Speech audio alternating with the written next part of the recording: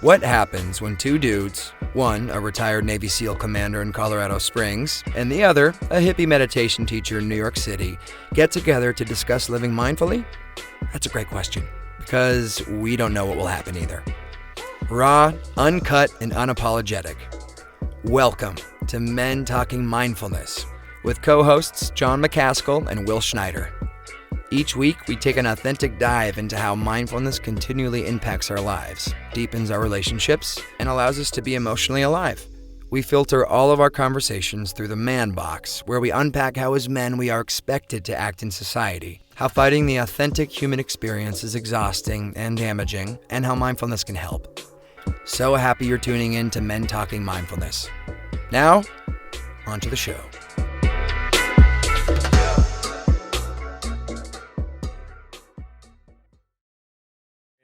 Setting live, up, brother. Are we live? Hey, hello everybody. Welcome to Men Talking Mindfulness. John McCaskill and our special guest, Liz Plank, who we've been waiting to have on the show for since we started season 2. So thank you for being here, Liz. Welcome. I'm just going to give a little intro about you, Liz, and all the wonderful things you're doing in the world. So Liz Plank, everybody, let's welcome her. Liz is an award-winning journalist, author, and the executive producer and host of several critically acclaimed digital series at Vox Media and NBC News. She's the CEO of Liz Plank Productions and is a columnist for MSNBC and has been listed as Forbes 30 Under 30, Mediate's most influential in news media, and Marie Claire's most powerful women, and was named one of the world's most influential people in gender policy by Apolitical. She's built a loyal following on numerous social platforms. She's also my friend that I met here in New York like a few years ago. And even I remember your book had just came out, Liz, and we have like a cool picture together of you in the book. You signed my book, which is so great. And look what it's led us. Like, you know, it's creating more mindfulness for more men. And here's my co-host, John. Thanks for being here as well. And thank you for coming. Thank you for having me. I still remember just feeling this pull towards you, just in the way that you taught and the things that you talked about and just your whole demeanor, where I was like, this guy's got it. Like, this guy's got the thing that I'm trying to build more awareness around and spread. And so I love that I had a little feeling about it and it turned out to be right, because we are doing really incredible work and you're helping so many people, particularly men who don't often know where to go and have places to go to talk about this kind of stuff. So I'm really appreciative. Yeah. Thanks, Liz. John, anything you want to say to Liz? Or Yeah, absolutely. Yeah. And Liz, you're spot on. I had that same feeling when I first got introduced to Will, probably, I don't know, a year and a half, 2 years ago. And we've never actually met in person. We just connected virtually, which I think is more common in this day and age, meeting people virtually. Totally. Anyhow, like Will has mentioned you numerous times on conversations and on some of our shows. And then he sent me your book two or 3 months ago, and just been tearing through it.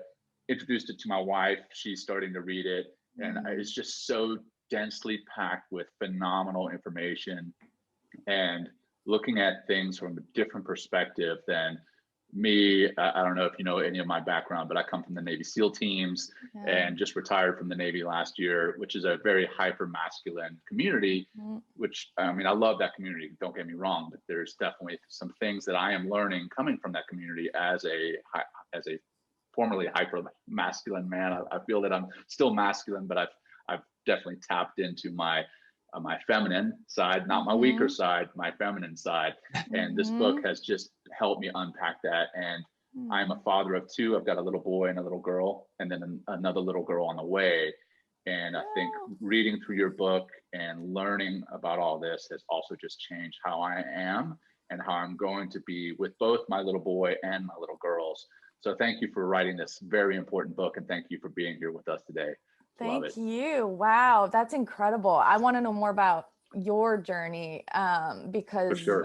it's the Navy SEALs is a really interesting space, you know, and what you're saying is, you know, I used to be hyper masculine, now I'm tapping into my feminine, but it also seems like you are defining your own masculine for yourself. And Yes, that, thank you you. know, right? Like, and a lot of this conversation, you know, Justin Baldoni is coming out with a book about masculinity as well this year, and we're collaborating on a podcast. And something that he, Nice. you know, constantly talks about is like, it's not about redefining masculinity; it's about undefining masculinity, and it's about figuring out what it means to you, right? And in so many conversations, people will be like, "What is masculinity?" And I'm like, "Don't ask me." Like you know, it means something to me as a woman and as a person who is engaged with and been in very masculine spaces and engaged with men, but it should mean something different to every single person in the way that femininity means something different to every single woman.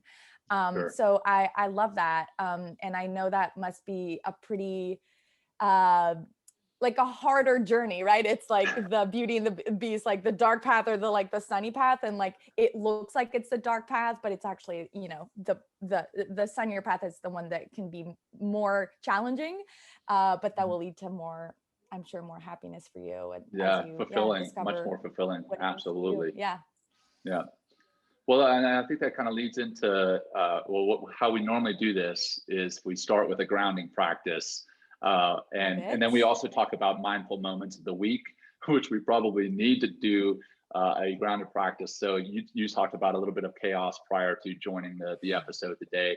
Will and I, if you look at Will's name tag on the Zoom, it says John McCaskill. We are both logged in under my account because today has been a one snafu after another. I walked into the co-working space that I broadcast from, and I realized that I had forgotten my computer.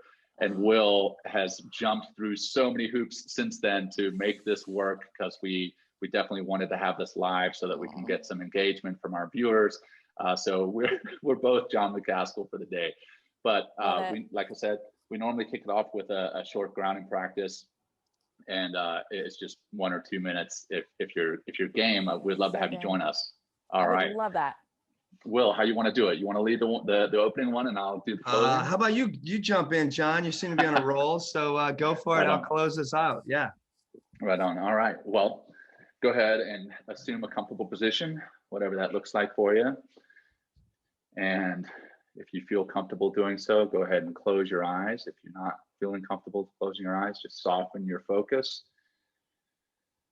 And then bring your attention to your breath, and we're just going to do some simple box breathing. That'll be breathing in for 4 seconds, holding for 4, breathing out for 4 seconds, holding for 4, and then doing that cycle again. And we'll do that 4 times. And pay very close attention to the physical sensation of the box breathing. So go ahead and start by breathing out all your air. Breathe in, hold, breathe out, 1, 2, 3, 4, hold for 4, in for 4, hold for 4, out for 4, 2, 3, 4, hold for 4, in for 4, hold for 4, out for 4, 3, 2, 1, hold for 4. And last one, in for 4, hold for 4, and out for 4, 3, 2, 1, hold. And then breathe naturally. And slowly, when you're ready, come out of this simple practice and note where you are compared to where you started just 4 breaths ago.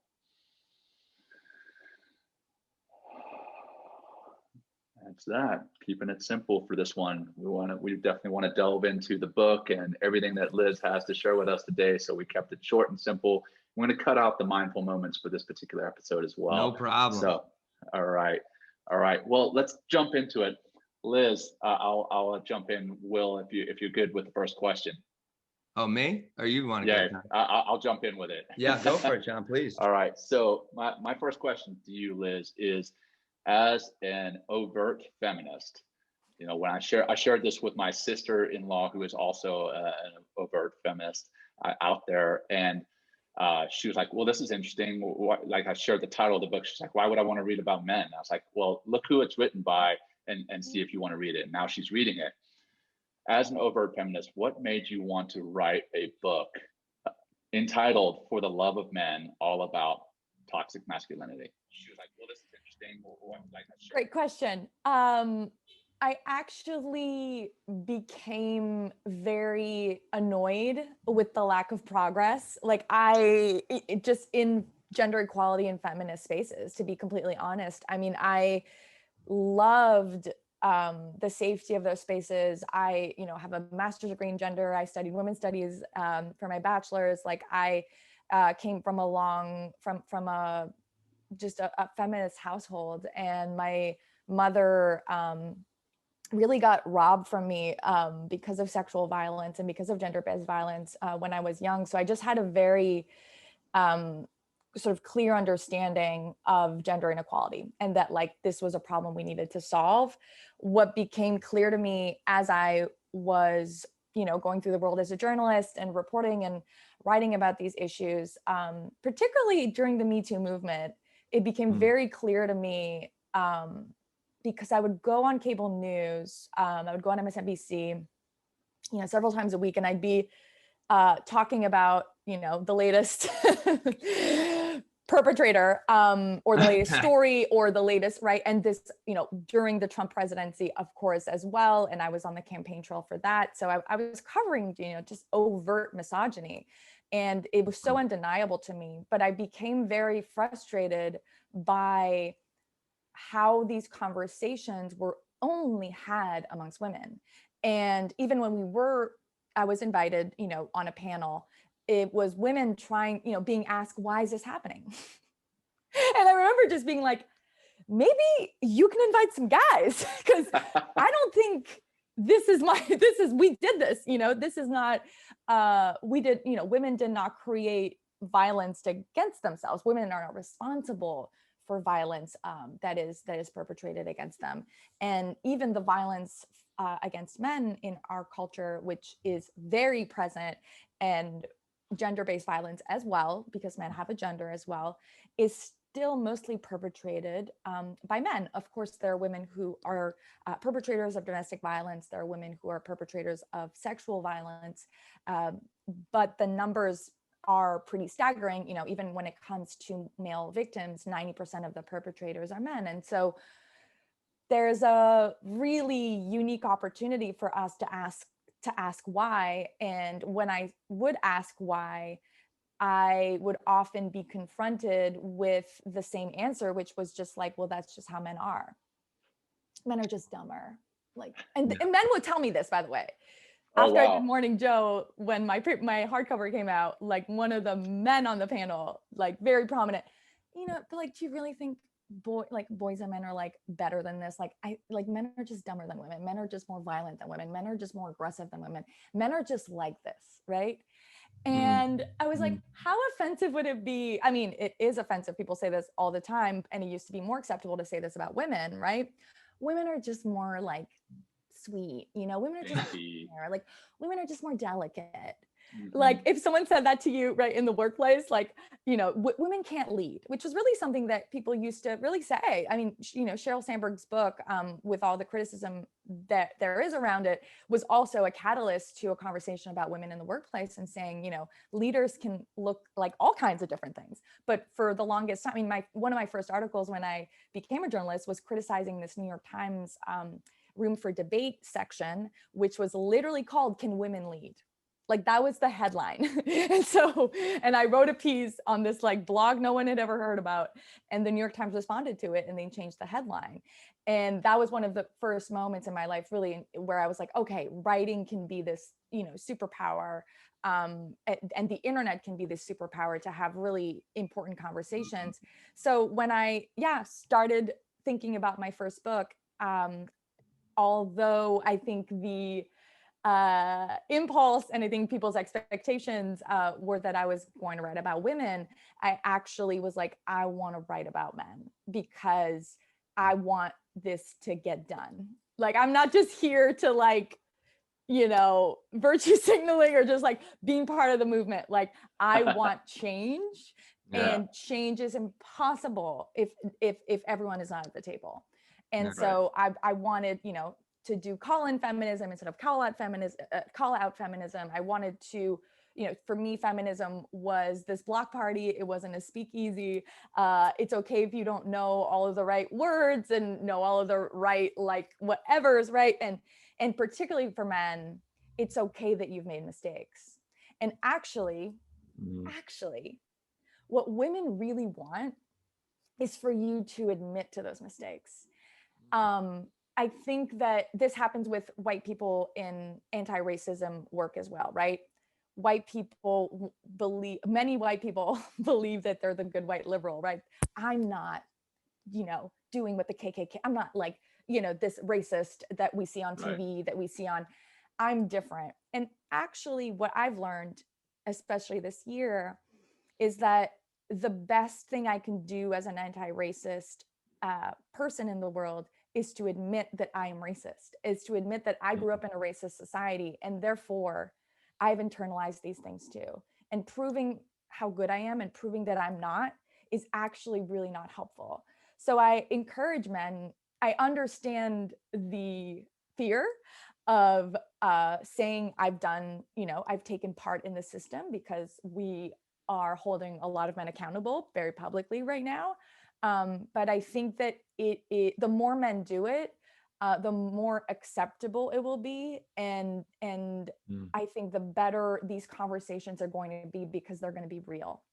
They're going to be authentic, right? Like if you're not talking about truth and you're not operating within truth and vulnerability and authenticity, like why are we having a conversation, And that's what we experienced some of that, Liz, on like last week when we breaking down your chapter 10. Like, I mean, the unbelievable amount of uncomfortableness I was experiencing, and John, as we worked through this vulnerably, authentically, trying to really understand on, John is an ex-SEAL. I was a hyper-competitive athlete growing up, so really imbued with these, very, and I really want to get into this whole toxic masculinity. People are blowing up our live feed right now. Like, really, let's talk about what toxic masculinity is. But feeling like, I definitely, there's been times, and I hate to admit it, even my feelings about my mom growing up is like, she's less than, in some ways she's not, and it's hard for me to admit that now. Very hard, because I love you, Liz. I love my mom, like I love women. And I feel you're going to be the ones that are going to rescue us, or you already are in some ways, from where we've been in the hyper masculine. But I just want to really admit, like, this has been uncomfortable for us on Men Talking Mindfulness. And it's been a lot of the comments that we're receiving from men and women. It's like, I feel a lot of it comes from that uncomfortable place, or that we talked about, like that kind of hyper masculine armor that like presents itself to be like, no, that's not the way things are. So can I ask what parts were like, I'm very curious, like reading, that chapter, like what parts were like, oh, like this is a little hard for me to read. Can I jump in, Will? Yeah, man, absolutely. So specifically the chapter 10, the man session, I mean, there were a lot of uncomfortable parts. But what really jumped out at me was man session, and we spoke about this on Friday, was what we are doing to both our little boys and our little girls in something as simple as having separate aisles in the toy store. And I was like, what? That's not that big a deal. And then I literally took my son to Walmart and I walked up and down the toy aisles, and I like walked down the little girls aisle, right? And what was there? Everything is pink. Everything is princesses. Everything is taking care of babies. Everything Nurturing, is showing, nurturing, exactly. Showing empathy and compassion. And you just go right around the corner to the boys aisle, and there's guns and GI Joes and monsters and Transformers, and everything that is the antithesis of compassion. It is destruction. It is anger. And that showed me, what am I doing to both my little girl and my little boy? And then literally that night, and I sent a text of this to Will. I almost called you John there for a second. I looked over at your name. Should I change mine to John too? Just so we're all. Oh, now I don't exist. Thanks, guys. That's really nice. It's really nice. I'm just kidding. So literally that night, I sent a message because my wife had taken my daughter to a girls' trip, and it was me and my son just hanging out at the house for a few days. And my son went and grabbed one of the princess dresses that is in my little girl's playroom, grabbed it, and he walked up and he's like, Anna from the Frozen series, right? Frozen with Anna and Elsa. And he wanted to wear this little dress. And there was a part of me that was like, do I want to put my son in a princess dress? And then I thought, John, you're reading this book about toxic masculinity. You're learning all this, and there's still a level of you that's uncomfortable doing it. But I let him do it, and he loved it. He ran around in a dress, hey, whatever. He's 2 years old, not even. He turns 2 next week. And, what am I teaching him by saying, hey, you can't do that? Or by saying phrases like, hey, that's just for girls, or you throw like a girl. Will and I talked about, was it Tony's TEDx speech, where if you tell a son that he's throwing like a girl, what are you saying about the feminine side, right? What are we saying? So that made me uncomfortable, but I'm glad that I worked through it, and I know that is going to come up in my life over and over as my son and my little girl and my next little girl get older. What do I teach them about I don't even want to say the other gender, because you talked about, gender is not binary. There's the spectrum. And that was a thing that was like, wait, what? And my head like exploded when I read that. I know. It's amazing. It's the most, it's the biggest organizing principle in our society. So, and the, when you start reading about it, you start thinking like, I don't know, this is how like conspiracy theorists must feel like. You're like, wait, what? Like this whole world has been lying to me, right? Or it's just premised on, and not to say that gender doesn't matter. I love being a woman. I love, I love being with other women. I love my, my gender expression. But I think it's important for us to realize that it's a script, and, it's a script that we've all been given, and there's a teleprompter and you can read it word for word and you'll get rewarded.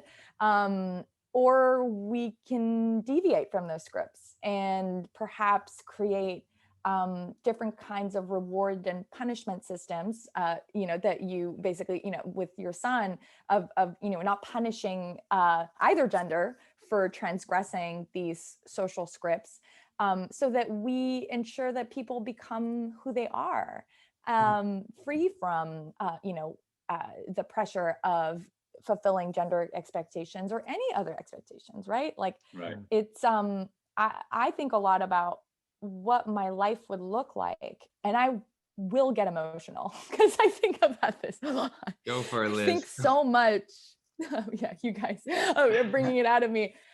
Like, I think so much about what my life could have been, even like today, like what my life could be like if so much of if I had not been so programmed to believe that I have to be thin, or that I have to be beautiful to be valued and to be loved, that I have to be not too assertive, or else it will, I will lose, people will not like me, people will not hire me, people will reject me. I think so much about that. And I think about who I could be. And I think it's a really wonderful exercise for men to do too. You know, like, who could I be if I didn't have this armor, if I didn't have this pressure? And maybe like 90% of it is the same. Maybe, you know, I think there are a lot of men who are like, I love, like, I don't know, guns or whatever. And it's like, I want to be this guy, right? And that's like, you know, as long as you're not hurting anyone or yourself, like, great. But I think, yeah, it's a lot about, it's really a journey of self-discovery. It is a political conversation, but it's a mindful conversation. You know, that's why I'm so happy to, be here with you. But Will, we totally went on a tangent with your question. Sorry. No, well, John had that first question. But like, I think, I mean, you see this feed is just blowing up. Like, I mean, our live feed is just going really crazy with all sorts of comments about like, but like, I think maybe we'll turn to, cause you know, that whole concept of cause it really irritates me, I gotta say, in some ways, Liz, this whole idea and concept. When I say toxic masculinity, I feel like I'm like a bad person, or like I'm like a virus that's going to infect everybody else around me. You know, like we're kind of living in. And you know, and I appreciate my own resistance to that, but I also appreciate, you know, how you define toxic masculinity, because it's really, and it also hits home. Like, it really hits home when you use that word, the toxic with masculinity. So maybe you can just dive in a little bit by, you know, how that makes you feel, as well as like where it kind of comes from. And what, you know, we'll talk, I guess, some of the cures about it, but we maybe can jump in that regard. Yeah. So 10 days before my final manuscript was due, I went through 336 pages or whatever, and I tried to remove the word toxic masculinity, the term toxic masculinity from my book. To my editor's complete like freak. My editor was like, I'm sorry, what are you doing? And well, because it's a point of contention, you know, it's like, it sets up the drama, right? Yeah. It has become so politicized. It has become a term that is so inflammatory that I had many conversations. I had a conversation with David Hogg about it, actually, the Parkland survivor, who's this incredible gun safety advocate. And, you know, he was like, you know, he's sort of an expert at working on issue. You know, he's like, we have to convince, like, we have to use language that, I don't like to say the other side, but, you know, we have to use language that people who we need to convince will understand. And I think that toxic masculinity, unfortunately, has become, just branded in a really negative way. And I also think, you know, I have always approached my work tried to approach my work through a solution-based journalism framework. So solution-based journalism, as the term suggests, is about framing articles, framing reports, framing videos, whatever, right, in a way that is pointing to people who are coming up with solutions to the problem. The last thing I want to do, because I talk about hard stuff, I've chosen to talk about, you know, I could just like report on sweet little cats being saved from, you know, fire people or whatever, right? But I do choose to talk about difficult things because I think that actually talking about difficult things is crucial to our well-being. But we need to do it in a way where people don't feel worse, where people don't feel deactivated and depressed and hopeless and helpless, and instead talk about things that are difficult with a solution-based framework. And so that's why I didn't even want the word toxic masculinity really in the book. It's hard to talk about a problem without naming it, though. So it does appear a few times. And obviously the men who use it, I didn't change, you know, I'm using their own words and would never want to change that. So that's where the term mindful masculinity came, where I was like, I can't figure out, and I made a list, I made a whole Google Doc. I mean, I'll share it with you, of like, what's another term? Is it fake masculinity? Is it archaic masculinity? Is it outdated masculinity, traditional masculinity? And I do kind of use all of those different terms interchangeably in the book, but I wanted us to focus on mindful masculinity, right? I wanted the framework of the book to be, this is a term that we can all agree is like a positive thing that we can sort of, just like all collectively think about. And mindful masculinity also suggests that it's just there's just a consciousness to the way that we approach gender. And what I described before about my own consciousness when it comes to, femininity and womanhood, that's what feminism is, right? It's a feminist consciousness. And that I want that for men. Like I want, and that's, why both of your work is so important, because that's what you're doing. You're not telling men how to be, you're not telling men what not to do.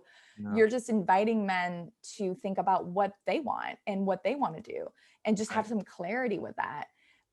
But so I don't know if that answers your question, but yeah, I think it's difficult. The best way for me to talk about it is that I just feel like it's our current definition of masculinity is just wrong.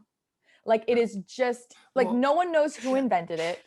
Right, no, it's like who came up with this, and why are we all, sort of, it feels a bit like, cultish. Yeah. And go ahead. Well, I think it's like, it's not even, I feel it with the right or with the wrong, but then there's a right way. I think it's just not helpful. It's just not helpful, to being to living your full potential. You talk about in the last chapter about being a mindful man. And it's like, I think one way, I'm thinking, John, that we can, and we've been doing this in the show, and Liz, you talk about this in that last chapter, instead of it being like getting in touch with our feminine side, it's like, how about elevating our emotional intelligence? Like it's not masculine or feminine to be compassionate or empathetic or nurturing. It's just being in control, right? It's being of your emotions, right? Like, managing your emotions is actually really masculine. Like it's it's a commanding, masculine, again, whatever that means. It's a very commanding quality. Yeah. Here's a little story. So I was talking about commanding your emotions. Like I was in Nigeria, and we're all like, I was with the host crew, with our team of teachers that were there. We're at this hotel, and there's this pool. It's an evening, and I get pushed in the pool. I have my camera on me, this and that. I get out of the pool, and I was like pissed, but I did not fight. I did not yell. And the amount of respect I got from everybody, was the Nigerian men, like the American men and the women, was astounding, because I didn't freak out and punch somebody in the face. Like seriously, I had my new camera on me. I was really pissed, but I was like, anyway, like that's just that self-control. It gains respect too. Like it gains a lot of respect when you have self-control, instead of like going to anger, going to frustration, and taking out your lack of emotional control on other people, in a lot of ways. And how did you learn to do that? Through? I don't, what, it might've, I don't know. I think I was meditating and practicing more at that time a little bit. I think it was, really, Liz, it's like, my dad, definitely, and I love my dad. I love you, Dad, if you're listening to this podcast. He's a good man, but he is basically emotionally numb, my dad. Yeah. But my mother allowed me to cry, allowed me to have my emotional life, and I think that has helped me, to just be in touch with that, like, and be able to cry in front of my two other brothers and my dad, and not be shut down. I think that just helped me to get in touch with those feelings, instead of those feelings being told to me like, boys don't cry, and what's the alternative to crying? Getting pissed off, anger, getting aggressive, breaking shit, it's like, so I think that's helped me just to get in touch with those feelings, and then just knowing like what, or understanding as I go through life, like what is good leadership. It's all about being inclusive and welcoming things, and talking about things, and dealing with things instead listening. Listening. Exactly. Yeah. Isn't that great? Like, You know, like who has a manager that was like, he listens too much. Like I feel too heard, right? Like it's just, it's the best, right? Like you want to feel heard by your manager, right? Ever. But I want to jump in with you know, you mentioned the crying and how you felt about crying about something and how that ended up rather than crying, you ended up putting on this fake armor and got angry. And you mentioned in the book, Liz, that one thing that every masculine myth has in common is shame, and how that can cause a shame cycle. And it's almost like, okay, I get sad, I want to cry.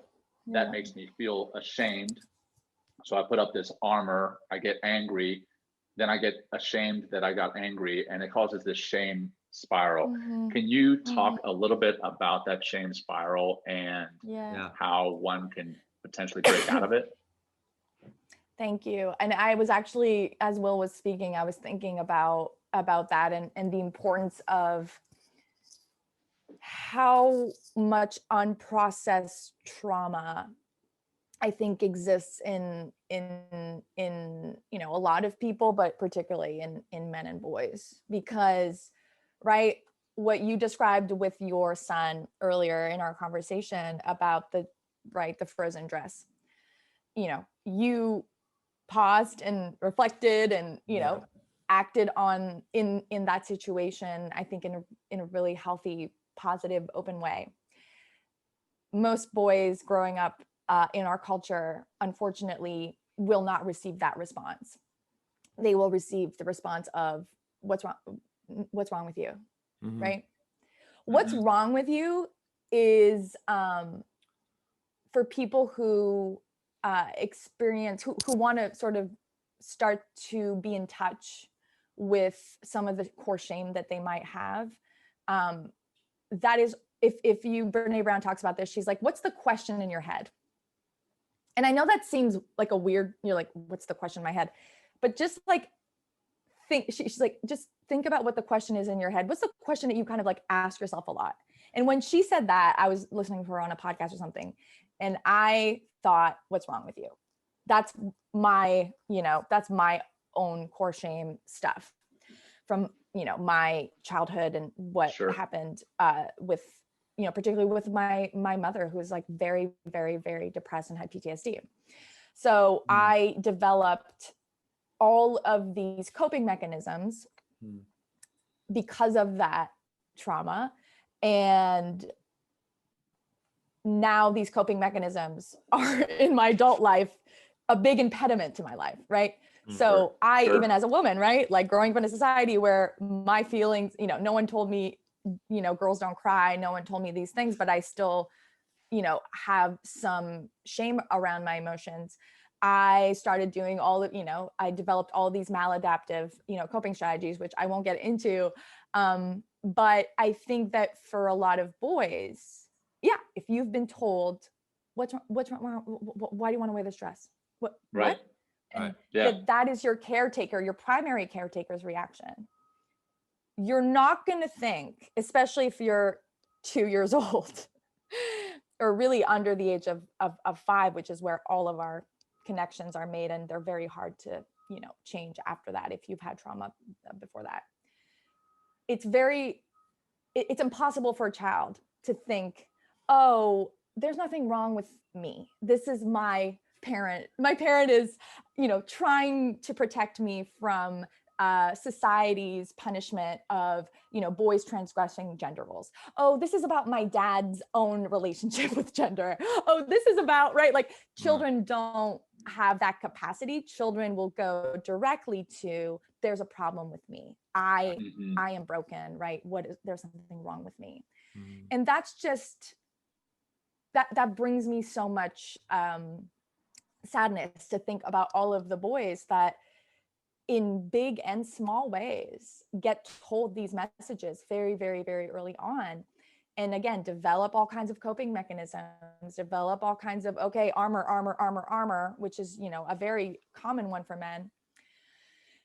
And then later in life, experience difficult things like being pushed in the pool with your camera And it might have nothing to do with, you know, being told what's wrong with you because you want to wear a dress. But when it's, but we'll react with anger, with frustration, with rage, with hitting, right? We see it, we see a whole spectrum of violence, particularly when it comes to men, from hitting their partner to committing a school shooting, right? Like, I mean, we see every level. And so I think a lot about this phrase, which, you know, therapy is used a lot, which is like, if it's hysterical, it's historical. And I think it really needs to be something that we think about for men and boys, that when there are these rage episodes or these anger episodes, that men can fall into, you know, that it probably isn't about the thing, it's about the other thing. And when we do act in ways that feel overwhelming, that feel like I didn't want to do this, it's because there's childhood trauma. It's because there's like, it's triggering something, a way that you felt when you were young. So I really think a lot of this conversation is about inner child work, because we are traumatizing children. We are traumatizing children, and we are traumatizing boys when we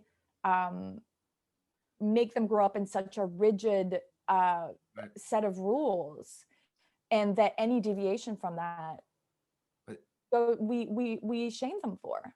Well, I feel they will internalize that. It's the children, of course, but it's also the lack of a male role model that shows us sensitivity, that shows us another way of being, that shows us, you know, a way of soothing. It shows us a way of being like, hey, why don't we, you know, I think of me raising my son some days and my girls, it's like, hey, why don't we just stop and take a breath for a second?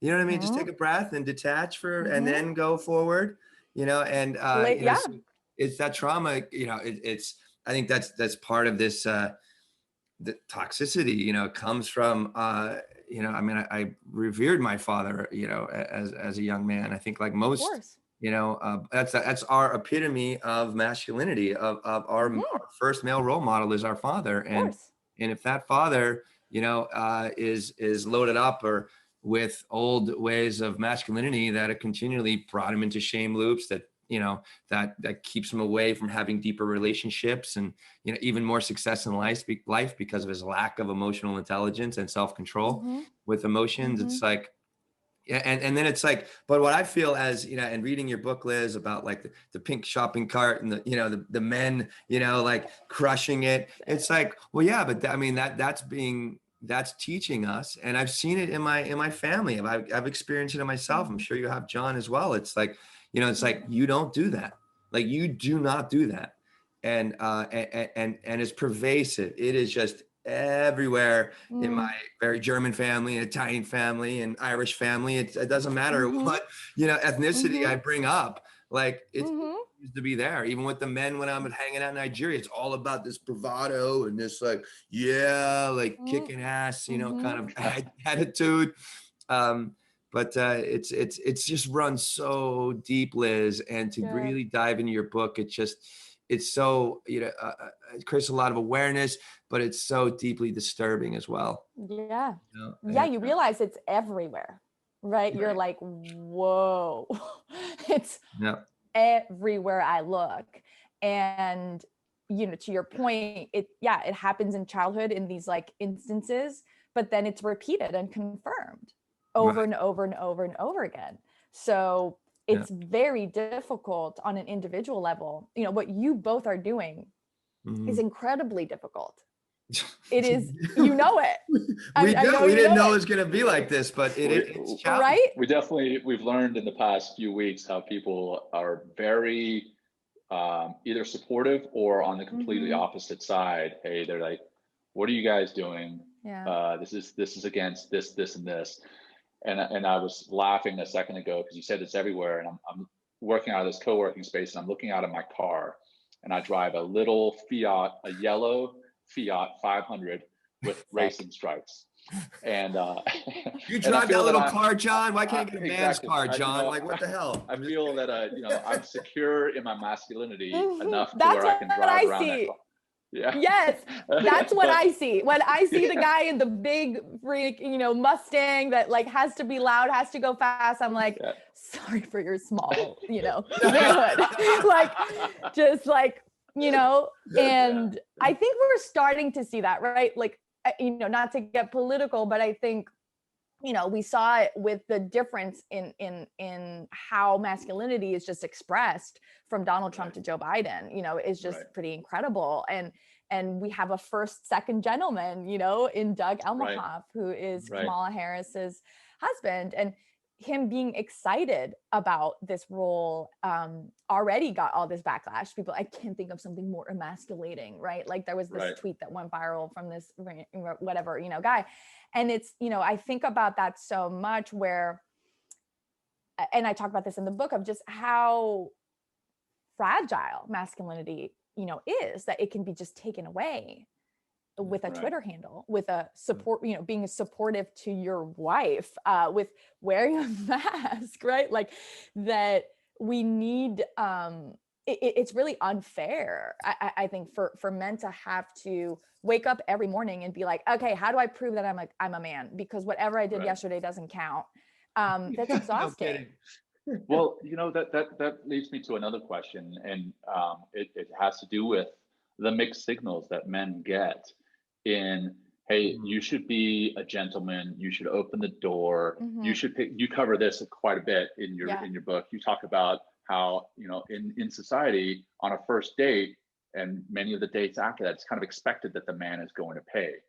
And we get these signals that, you should be a gentleman, you should be manly, but at the same time, we also want, as men, we want women to be equal.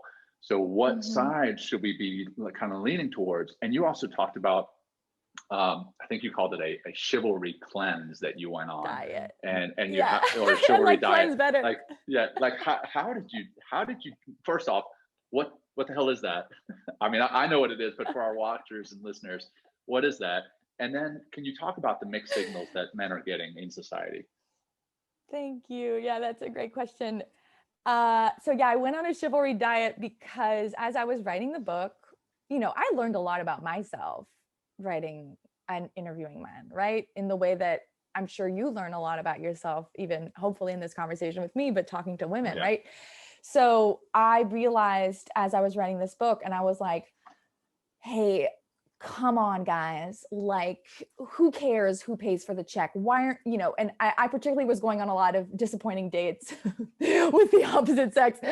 And one of my complaints, and that I would have with a lot of women, and hopefully this can be helpful to people listening, is just the importance of asking follow-up questions. It is, if you want to go on a good date, no matter what your gender is, like, just ask some good follow-ups.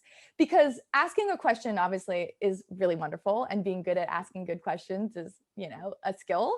But asking a follow-up question means that you actually listen to the answer and then you have another question, right? Like, it just really, I think, reveals active listening, which everyone, again, wants to feel heard and seen, and will feel great no matter what the romantic connection is. And so I would go on these dates and in many instances would be disappointed by, guys just wouldn't, ask me that many questions, and I would be the one, sort of keeping the conversation going, and we'd learn so much about him, but then we wouldn't get to me until much later, and or at all.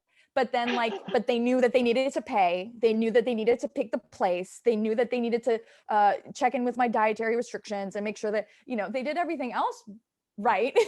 But the part that really, I think, mattered to me, and I know that there are a lot of women who think that paying for the check is very important to them. So I don't blame men for caring about those things, because that's what society tells them is really important. But I just kept thinking, why don't you focus on the, why do we have hard, fast and rules for men on dates when it comes to the transaction, but not when it comes to the emotions?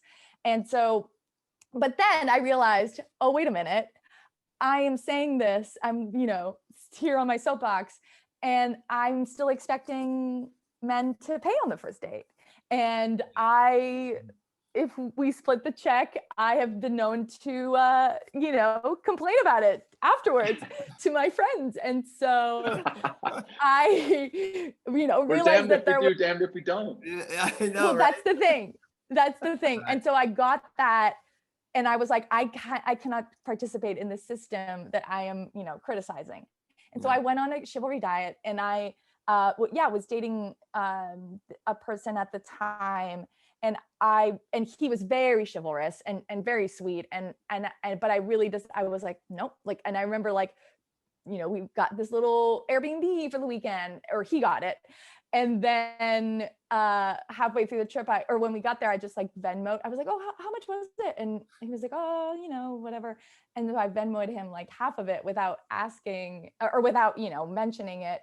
And, you know, it took like a full day for him to say anything about it. He was like, yeah, I noticed that you Venmoed me, like, thanks. Yeah, appreciate it. You didn't have to do that, you know, but like, and I also felt like it made our relationship better because money, man, you know, like money, it runs everything, unfortunately. And money is power, and power dynamics in relationships can really can ruin a relationship if they're not, you know, equal and talked about or acknowledged, right? And I was actually felt far more free once I was splitting equally. And I think that without, like, you know, unconsciously, I would let him make decisions about, I don't know, whatever, while we were on this trip. And all of a sudden I just felt more empowered to, you know, just be equally, I don't know, present and in the relationship, and it made it better. So I actually realized, like, oh, this is actually harming not just men, but me. Like these, again, rules that who invented and why are we still doing it? Who knows?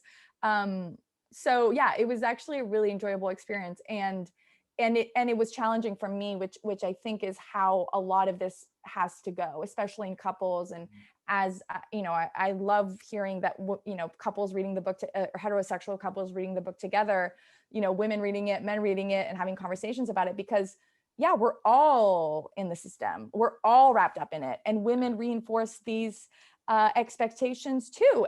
And by the way, when men wouldn't pay on the first date, it wasn't just that I was like judgmental about them.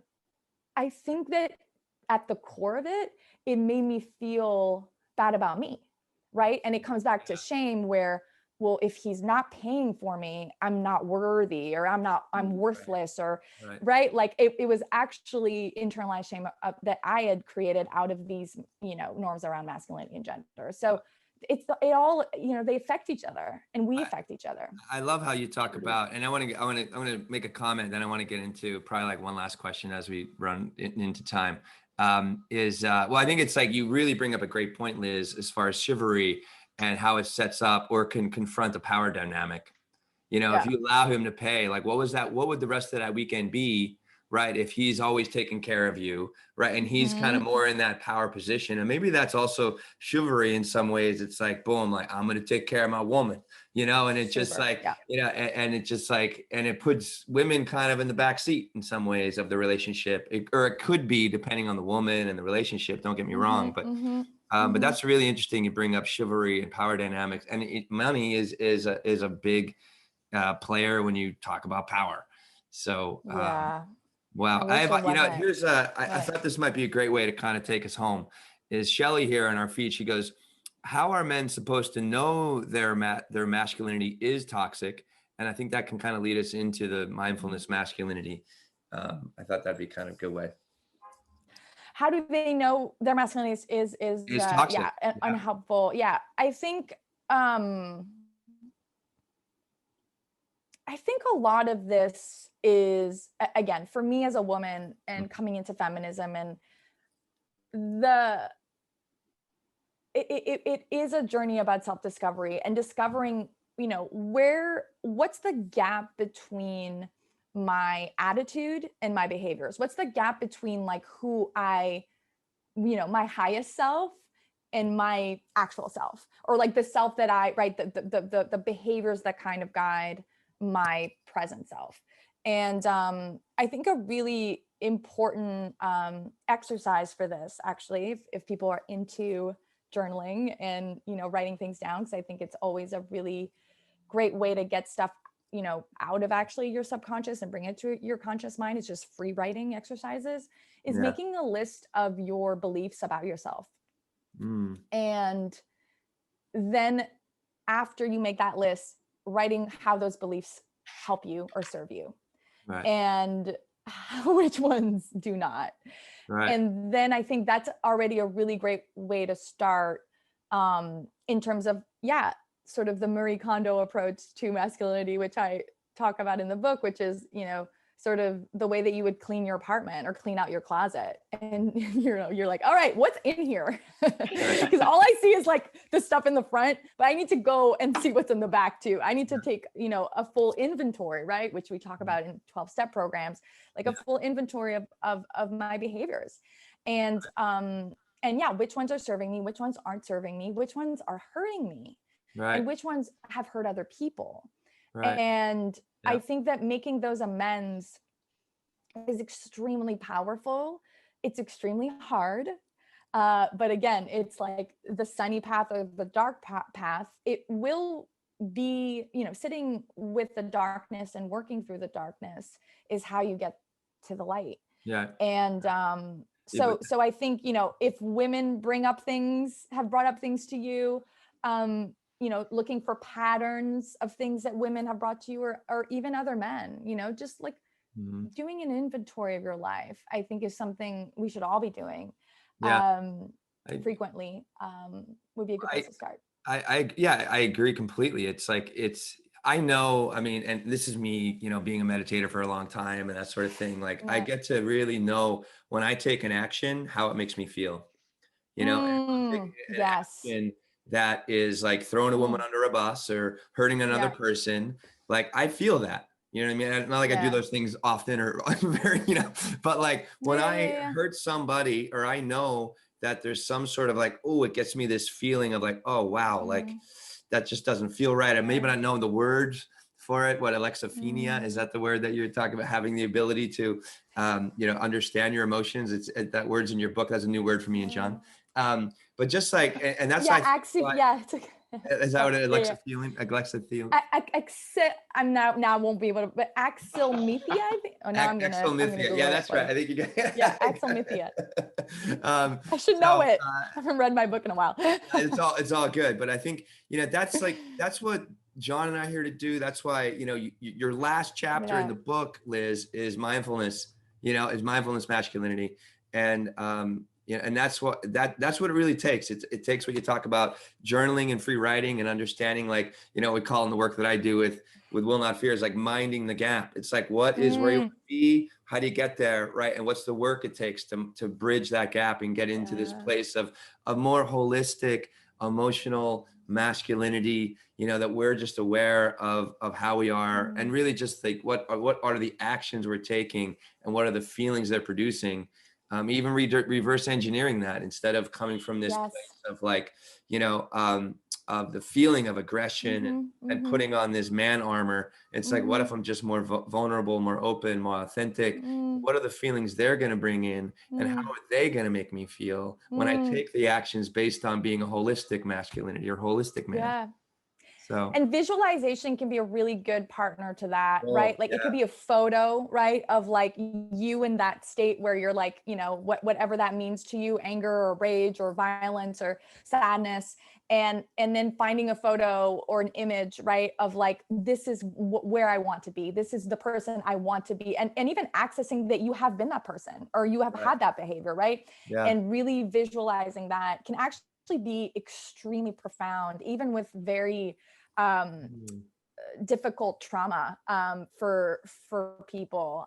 So that can be a helpful exercise too, in tangent with what you're offering. Hey Liz, I want to jump in, and I think I want to be respectful of your time too, but and we'll wrap it up. But I one thing is, we got a ton of comments in the live feed. I think we're not going to go through them all. But for those who commented, please pick up Liz's book. She answers a lot of the questions that were asked. I mean, it's in paperback. It's in paperback. Fauci recommends. Fauci recommends. Oh, did he? I love it. I love it. But I wanted to bring up, we talked about the authentic experience, the authentic life, and Will and I talk about that authentic human experience and truly knowing who you are. You talked about visions, visualization, having a picture. But I want to read one of your amuse-bouches. Or a part of it where you talk about, I think it's Victor Pineda, the guy in a wheelchair, but he's still the alpha male in a room is what it says. And he says in this chapter that masculinity is anything you want it to be. The problem is when you think that it is prescriptive. We need to be able to have space to find our most authentic selves by being aware of things that we might be carrying. The strongest men are the ones that also understand their weaknesses. If you're the captain of a rugby team, if you know your team has vulnerability or weakness, you are a much better captain by recognizing that than you are by ignoring it. You're a better man by knowing your weaknesses rather than ignoring them. Let the world see all of you. I thought that was super powerful. And if you read nothing else in the book, that amuse-bouche like hit me like a ton of bricks. I was like, okay, masculinity is not, you can't look it up and see it in the dictionary and say, this is the definition, this is what I need to live. You can define masculinity yourself. So that I think is probably probably wrap it up, John. Good way to wrap it up. Yeah. Anything to close, Liz? So I mean, big thanks to you, of course, and we'd love to have you back maybe and later on. I would love to kind of because this is a growing conversation, and it's like our pod. I mean, I think what's the reason our show that John and I are doing, Men Talking Mindfulness, is becoming so popular because it's I think there is a need for men to transform and to become more of that holistic masculinity and have an arsenal of emotions that are at the disposal in order to create more success in every aspect of their life. So anything, Liz, before we close? I love it. I'm sending everyone your way. I think we need, we really need people who are doing this work and who are welcoming men into this work. And I can't think of two better people to really do that. And so I'm very, very appreciative because these are words, these are recommendations, and I'm sort of, I wrote this so that men would take this and create their own circles, their own conversations, their own support groups. And that's what you are doing. So I'm very, very, very appreciative of the both of you, and Liz. You being honest about the uncomfortable feelings and the discomfort and the challenges like that. We just need so much more of that. Like, we can't expect people to come in here all fully formed, all fully, I'm still learning, I make mistakes, and let's all make mistakes together. yeah, exactly. But support each other in the ability to make mistakes and pick each other up. You know what I mean? So and we're already seeing feminine, we had a female referee on the Super Bowl yesterday. Someone mentioned it's like boom, you know what I mean? So the paradigm is changing in a great way. So I think that's we don't have any time to close, John. Well, this is how we're closing, right? Yeah, this is our closing. Mindfully aware of masculinity and also how, just everything we talked about today. Liz, I cannot thank you enough. It's great to see you. You're all the way in California, no longer in New York. When you come back to New York, I'm coming back. I can't stay away from you for this long. I'll be back. Liz, you're amazing. John, thank you for holding this space. Absolutely, brother. Thank you, Liz. Thanks for everyone tuning in. Your questions, comments will be hitting that in the back end on our LinkedIn Live. Thanks for your review. Thanks for subscribing. Thanks for sharing this with your friend. And once again, pick up Liz's book, For the Love of Men. It's now paperback. It came out February 5th, paperback, right? And share this with everybody in your life because it really has a profound effect on our community that's already forming, my life, John's lives. And thank you, Liz, for bringing this work to us and talking to us today and just being an incredible human being. So thank you. Thank you. Absolutely. Mwah. Mwah. Bye, everyone. Bye. Thank you so much. Bye.